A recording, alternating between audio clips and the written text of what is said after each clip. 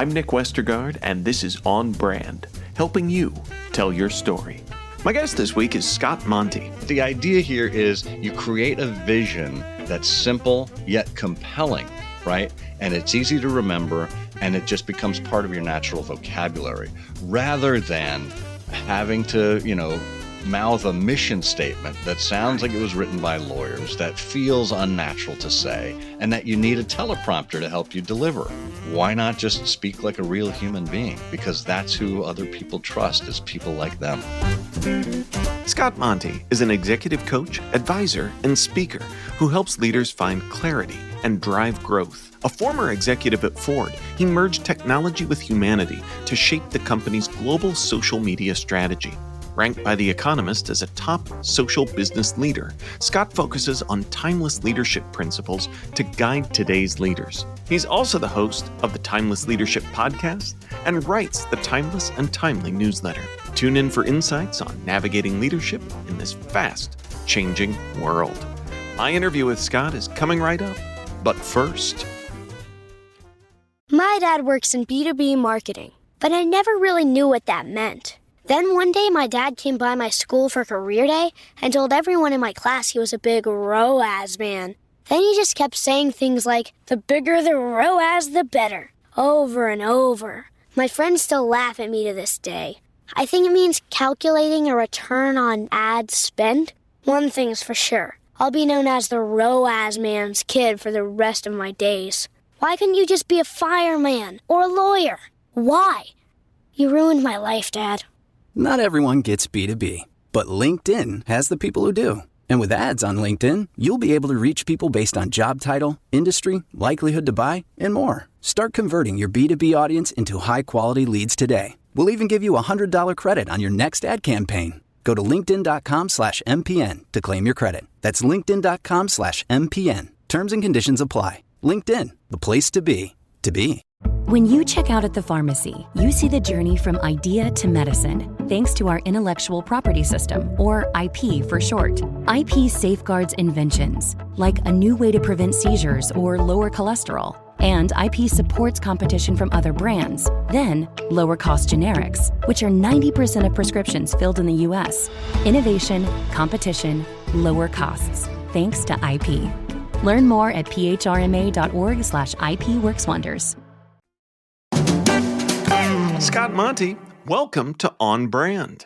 Thank you very much, Nick. It's a pleasure to be with you again.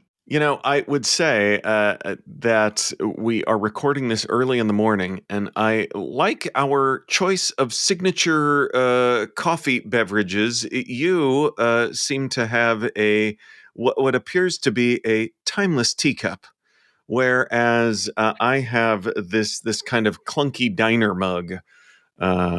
I love the diner mug. The diner mug is what I use when I'm drinking coffee with a sandwich at the counter in the kitchen. Aha, okay. I tend to be a little more refined here in the library.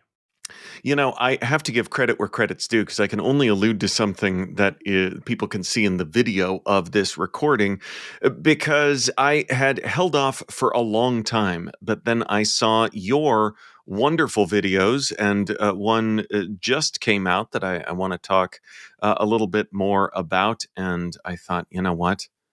Scott's doing it. I can do this. If I can do it, you can. It's as simple as that. Yeah. So the other aside that I thought while getting ready for this interview is I was working on the show art, and I was typing Scott Monty, timeless leadership. And I don't know if this has happened to you, if the autocorrect robots out there have ever, because it immediately thought, oh, he can't mean timeless leadership. So it replaced it with aimless leadership. Many days it feels like that. It's tough because, there's so much going on in the world, in any of our respective industries, in any of our respective companies that we happen to work for. It's easy to lose focus and just get distracted by whatever happens to be in front of you, and to answer whatever text or Slack or Teams message or crisis du jour. And that takes us away from more of that strategic long-term thinking and focusing on the things that are tried and true. And that's what I like to work with leaders about is, what are your values? What are your principles? What are the things that will see you through, regardless of technological change like AI, regardless of market shifts, the things that make you who you are and build a culture at your company and make people show up for you. So I have to ask, when you ask that question, do you ever have people say, I don't know? Oh, yeah. So Yeah. where do you go from there? Yeah, so there is a character strengths assessment that I like to put people through.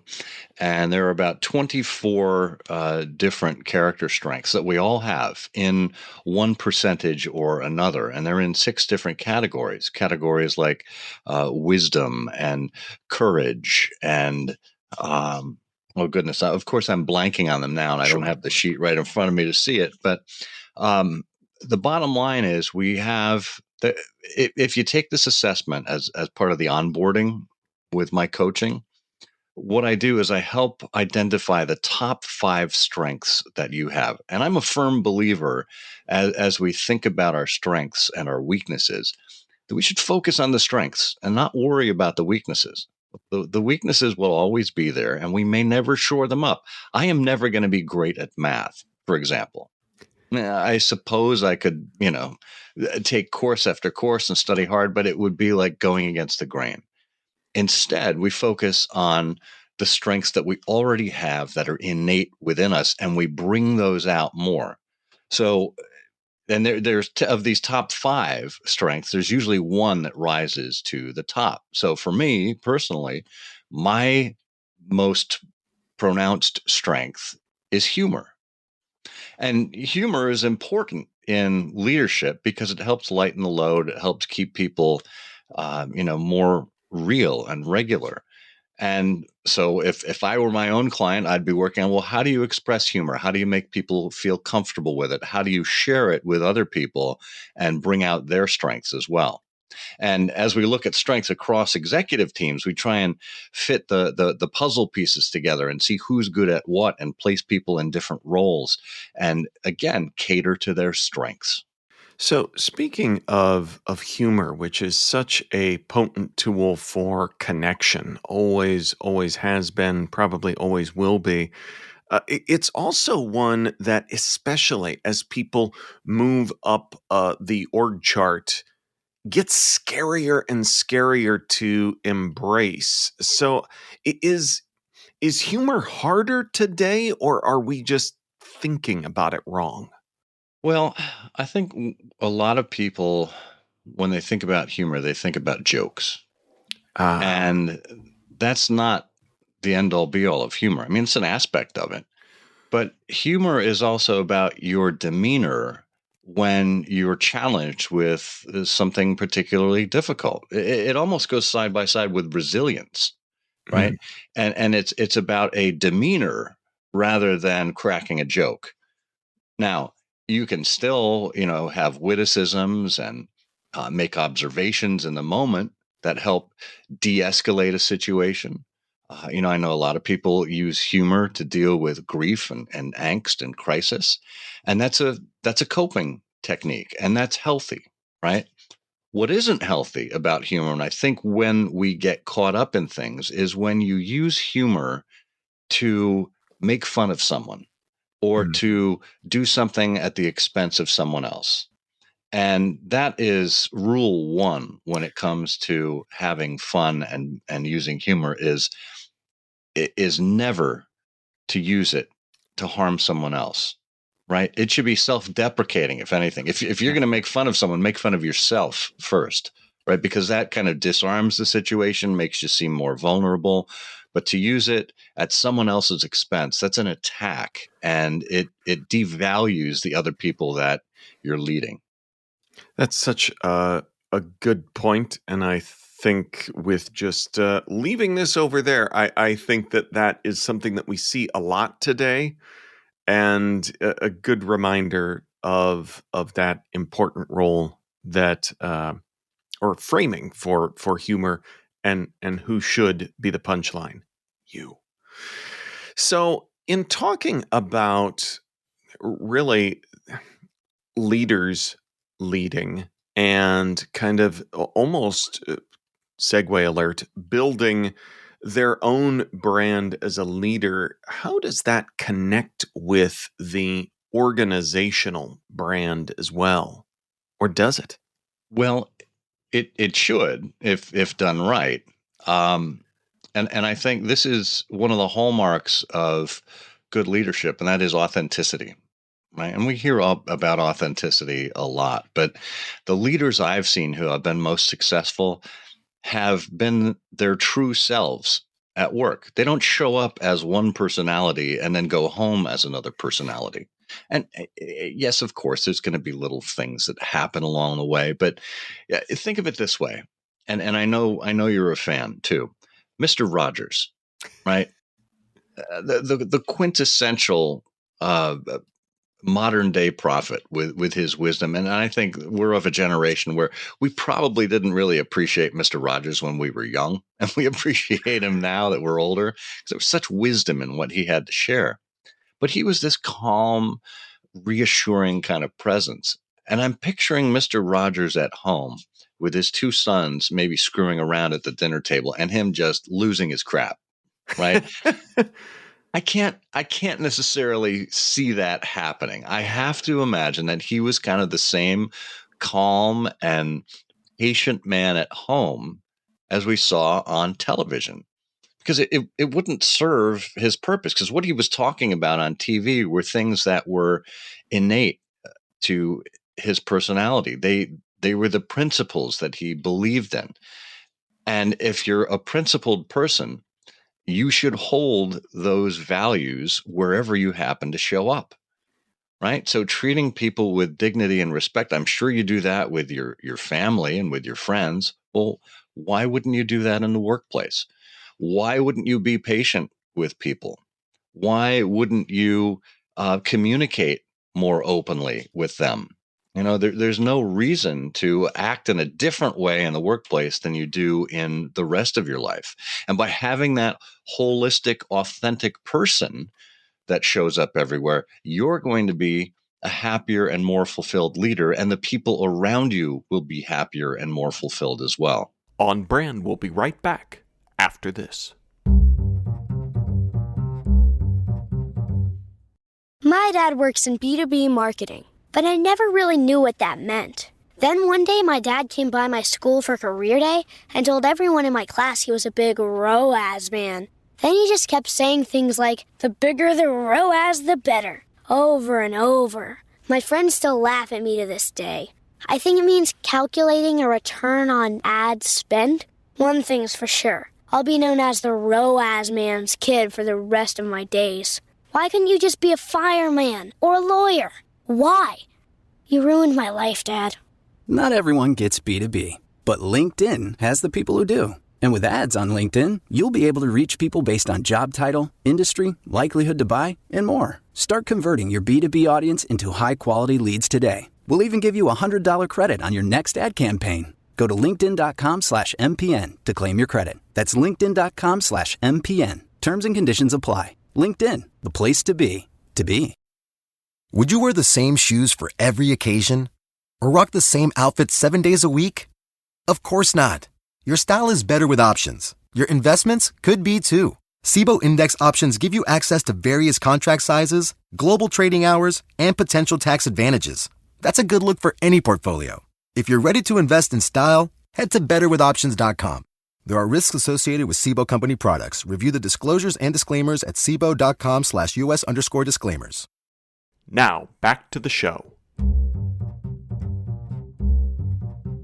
So I want to talk a little bit more about that specifically applied beyond Mr. Rogers, who I would point out is one of my little Funko Pops right here on my That's on awesome. my desk, I love it. complete with trolley. But as we talk about other examples of leadership, I always joke with you that you, as me being an instructor, who still teaches social media marketing here at the University of Iowa, that you made it into and have stayed in, speaking of timeless, my slides as an example, because I show the video of you and Alan Mulally doing a Twitter chat. But I point to that as an example, as a leadership example, because I think it's hard to imagine as we sit here talking about new tech like AI back when that was social media.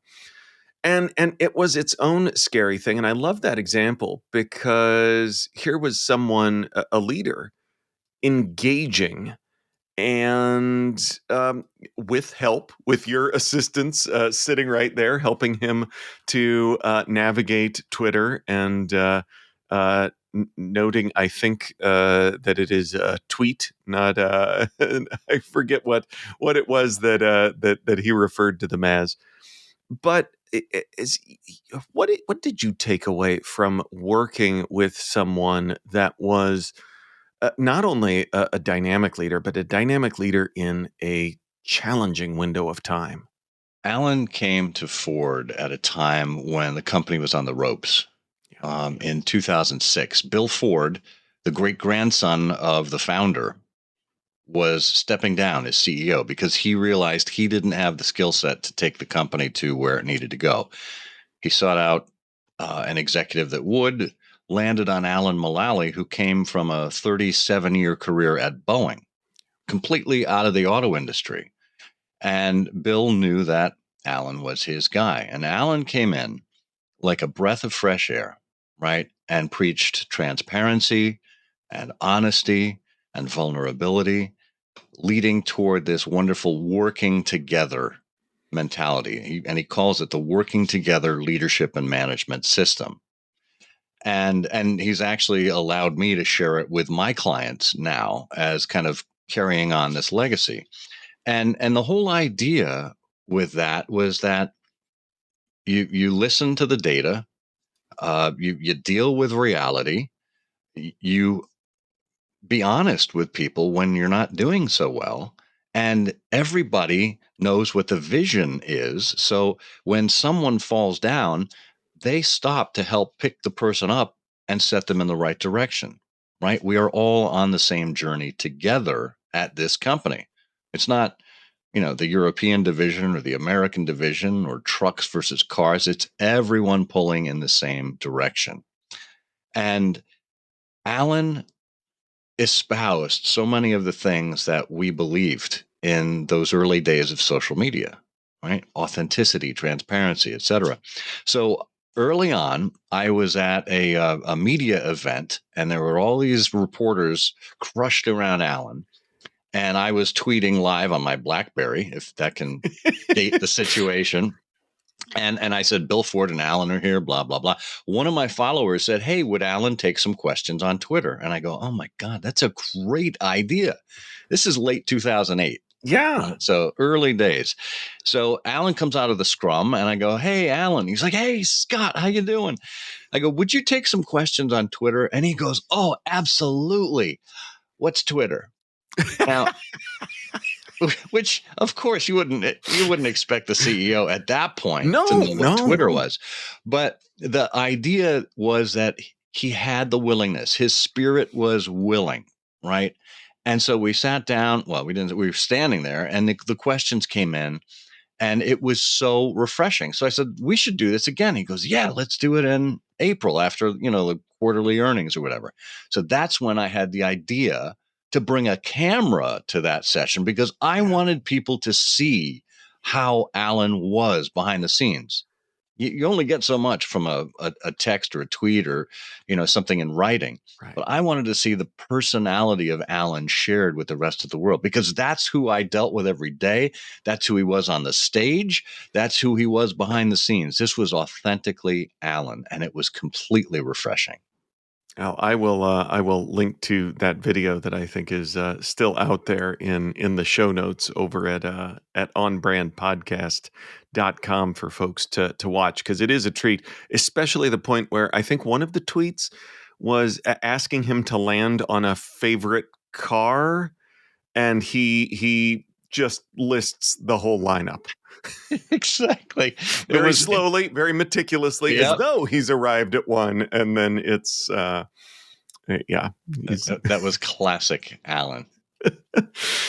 And I also, just to kind of go down the leadership communication rabbit hole, I also in the past had worked in automotive with dealerships and had attended NADA frequently and got to see many executives on the big stage speaking. And I remember him at the time, as everyone else seemed very much like an executive that has been assigned a task and has worked very hard and is executing that task, which is nothing against that, but there's something very different about Alan, I remember, because it was that classic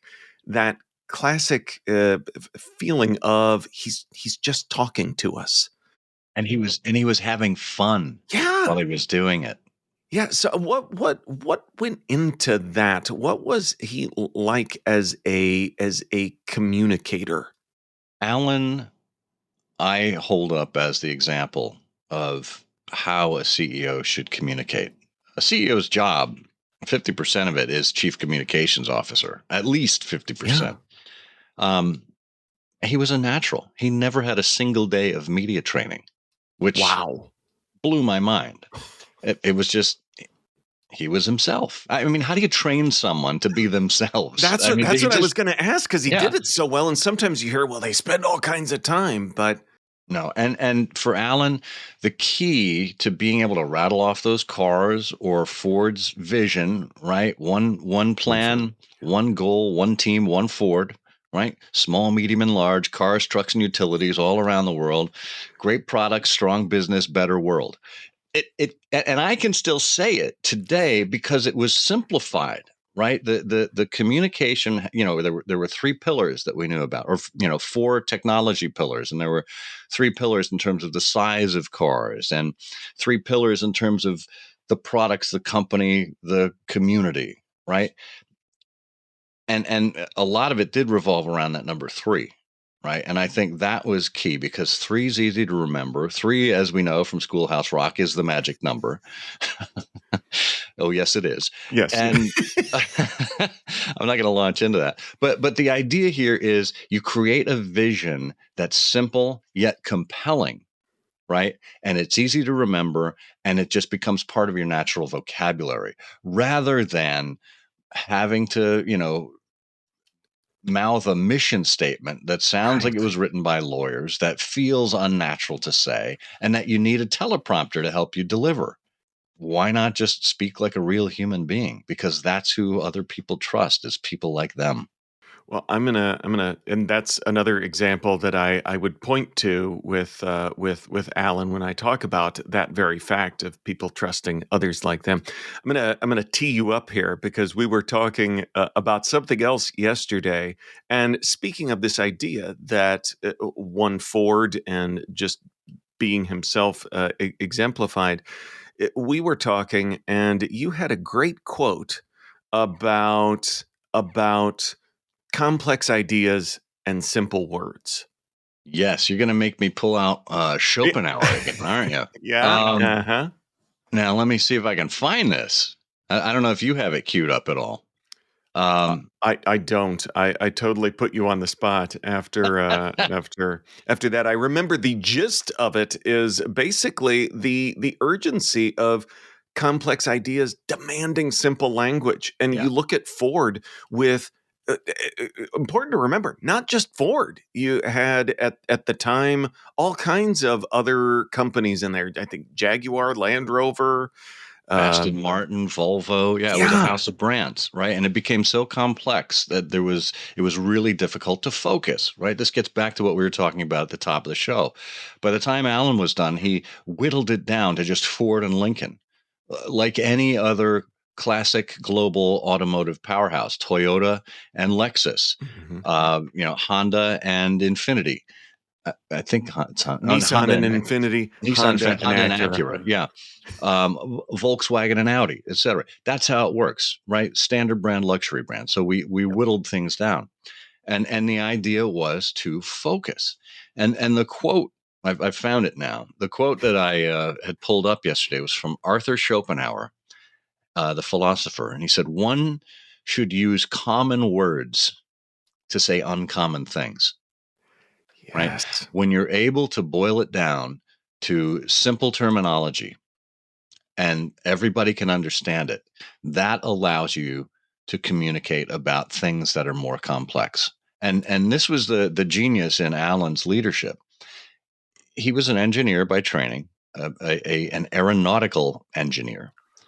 And he could take something really complex and tell it to you simply. But in the process, he didn't make you feel like you were stupid. Right? He didn't talk down to people, right? And that's key with any kind of communication. When you're taking something complex and you're boiling it down, you don't need to treat people like they're morons. You need to treat them, again, with dignity and respect, but bring them along on the journey with you. That's what communication is. It's a journey, and you're bringing people with you. And some people may fall off the wagon on the way. Well, you stop and you pick them back up and you make sure they're well taken care of and everybody keeps going. But a leader's job, especially a CEO, is to communicate consistently and repeatedly to the point where you're getting sick of hearing the message over and over again. But it absolutely needs to be done. Well, I have been smiling for so much of this conversation that it seems only fair for me to get to ask you, Scott, for a brand that has made you smile recently. Oh, goodness. There are so many opportunities if we allow ourselves to be delighted and pleasantly surprised. I think there's too many opportunities for us to look on the downside of things, look at the screw ups, etc. I will say, and this is probably a consistent brand that makes me smile. Not as consistent or not as frequently as it used to because I don't travel as much, but that is Delta Airlines. Earlier this week, I was actually on a plane down to Lexington, Kentucky, and it was the same day that the plane flipped over at Toronto Airport. And I watched the communication roll out in real time from Delta, being on the flight and being concerned, obviously. But I watched their CEO, Ed Bastian, step up and be transparent with people and share, the humanity behind this. And Delta has always been very focused on customer service and the customer experience. And knowing that the people survived, there were very few injuries, and they were minor injuries at that. It was just a miracle, and I was pleased to see Delta survive it. Well, and speaking of of leadership and crucible moments, it is really where leaders like Bastian and Alan Mulally will shine through. Where can folks go to learn more about who you are and what you do? Easiest place to go is scottmonty.com. You can sign up for the newsletter and the podcast there. You can check out my consulting and speaking services. And look, I've worked for a Fortune 100 company. But the principles that I preach and that I teach apply to companies of all sizes. So don't let the size of my previous employer scare you off. I'd be delighted to speak with you regardless of the size of your company. Awesome. And we will link up to that in our show notes, which folks can always find at onbrandpodcast.com. Before we sign off, I have to say that you, Scott, are a person and a brand that always makes me smile. And I point out the brand side of that because of what you've built around your own personal brand, I think is so uniquely you. And as I prepare to sign off this show, I would say that I love your sign off in your emails, in your videos, that there's so much to learn. And I feel like I always learn when we chat. So thanks for joining us on Brand once again. Thank you, Nick. On Brand is part of the Marketing Podcast Network. If you like what you're hearing, if we've made you smile, you can always listen free on Spotify, Apple Podcasts, or whatever your favorite platform may be. And please take a moment and rate and review the podcast to help others find the show. Until next week, I'm Nick Westergaard, and I'll see you on the internet.